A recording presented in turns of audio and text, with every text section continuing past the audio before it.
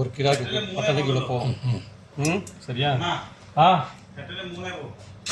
மூணு தான் போதும். அப்புறம் போட்டுட்டு கொஞ்சம் இதாக வந்தப்போ அனல் கம்மி வச்சுக்கிங்க. அப்புறம் திரும்பி இதை என்ன பண்ணணும், இவ்வளோ கொஞ்சம் ஜீரகம் வேணும், இதை கொஞ்சம் எடுத்துக்கணும். ஓகே,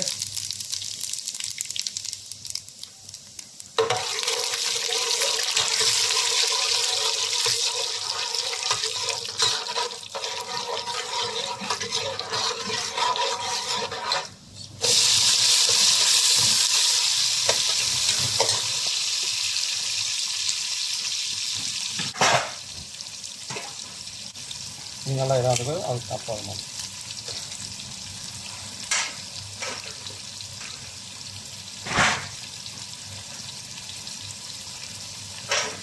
ஏலக்காய் வேண்டாம், ஏலக்காய் வேண்டாம், ஏலக்காய் போடணும். ஏலக்காய் போடணும்.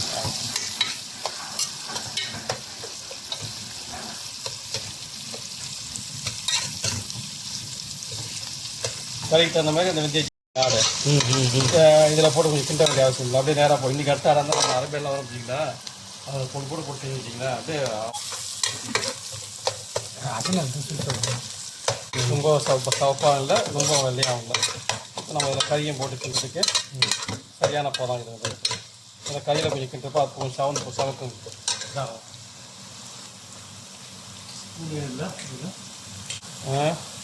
ஒரு ஸ்பூன் போட்டுக்கணும். நல்லா காரம் இருக்கும்ல, அது கொஞ்சம் உங்களுக்கு பார்த்துக்கணும்.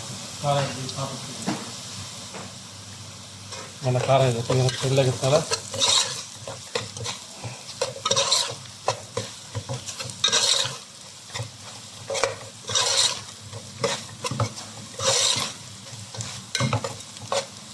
இவ்வளோக்கு அதை பச்சை போட்டியில் கொஞ்சம் இப்படி போட்டுக்கணும். அந்த ஸ்பூண்டுக்கெல்லாம் கொஞ்சம் ஃப்ரிட்ஜில் வச்சு கை போட்டோம். அதான் தேவையில்ல, அப்படியே தக்காளி போட்டு அதை கேட்கலாம். நீங்கள் தப்புறசாக இருந்தால்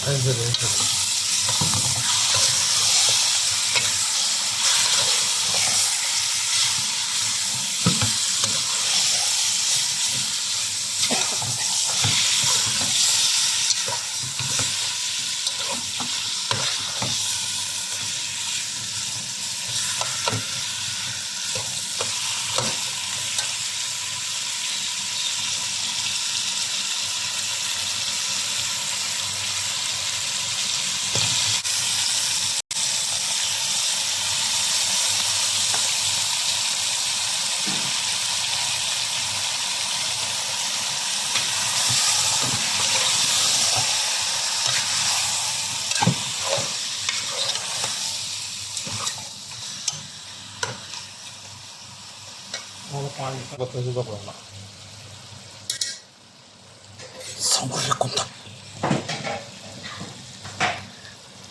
இப்போ லைட்டாக 2 ஸ்பூன் போட்டுக்கணும்.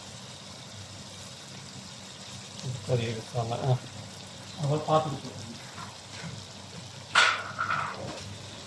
கொஞ்ச நேரம் அப்படியே நல்லா கொஞ்சம் தண்ணியிலே ஒரு 5 நிமிஷம் 10 நிமிஷம் வச்சுருவோம். நல்லா அந்த உப்பு நல்லா பிடிச்சிக்கும், மசாலா நல்லா கையில் பிடிச்சா கறி வாடையே இருக்காது, நல்லா அப்படியே நல்லா இதாக இருக்கும். அந்த தக்காளி தண்ணியிலே விலகி வச்சுட்டு அதுக்கப்புறம் தண்ணி ஊற்றி ஒரு 1/2 மணி நேரம் நல்லா கொதிக்க வச்சு கறி நல்லா வந்துடுச்சுன்னா உப்பு காரம் பார்த்துக்கிட்டு உப்பு பார்த்துட்டு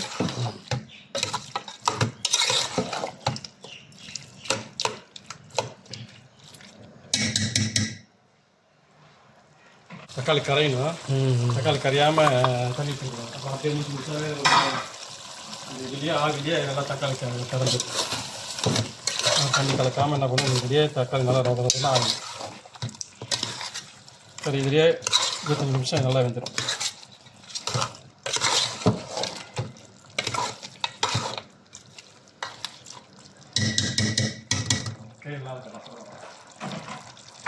வெந்தால் மாவு தூக்கலாக ஆகிடணும். தக்காளி அதுமாதிரி தூக்கலாக இருந்தால் தான் நம்ம தண்ணி கொதிக்கூடும் சரியாகும்.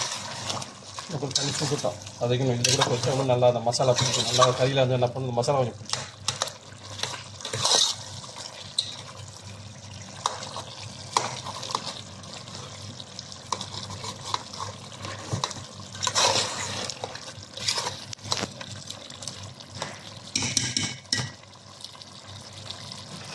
காரத்தை பார்த்துட்டு போட்டேன். இல்லை ஒரு பூஜை வந்து காரம் கொஞ்சம் கொடுத்துருக்குதா நல்லாயிருக்கும்.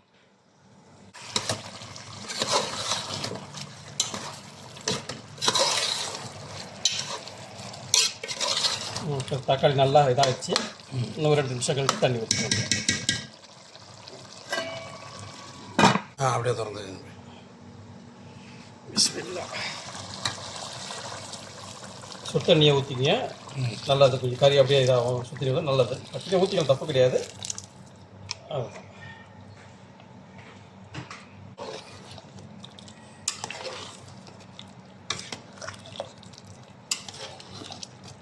ஒரு அரை மணி நேரம் கொதிக்கிட்டோம். அதுக்கப்புறம் அரிசி மாவு போட்டு அதுக்கப்புறம் சாப்பிட்டுக்கலாம். இல்லை காரம் தேவைப்பட காரம் போட்டுக்கலாம், உப்பு இருந்தால் உப்பு பார்த்துட்டு போட்டுக்கலாம். கொதி வந்த பிறகு ஒரு டேஸ்ட்டு பார்த்துக்கலாம். எடுத்துட்டு தனியாக வச்சுருங்க, கொஞ்சம் ஆற போட்டுருங்க. அரிசி மாவு கொஞ்ச நேரமாக வறுத்துக்கணும். நல்லா கட்டி படாமல் இந்த அரிசி மாவு நல்லா கலஞ்சிக்க. அந்த வறுத்ததை நல்லா கரைச்சிக்கிங்க. இதில் அரிசி மாவு தண்ணி கரைச்சதை சாலாவில் ஊற்றிடுங்க. இது ஏன் ஊற்றணுன்னு கேட்டிங்கன்னா, கொஞ்சம் அந்த சாலா லைட்டாக அது தடுப்பு தண்ணி கட்டாரமில் தண்ணியாகவும் இல்லை தடுப்பாகவும் இல்லை, கரெக்டான பத்தில் இருக்குது. முடிஞ்சு அந்த மல்லித்தூளை நம்ம வறுத்ததை எடுத்து என்ன பண்ணணும், அப்படியே சூட்டு மேலேயே அப்படியே போட வேண்டியதான். ஒரு ஸ்பூன் நல்லா தாராளமாக பெரிய ஸ்பூனில் மல்லித்தூளை வறுத்துக்கிட்டு இப்படி மேலே போட்டுக்க வேண்டியதான்.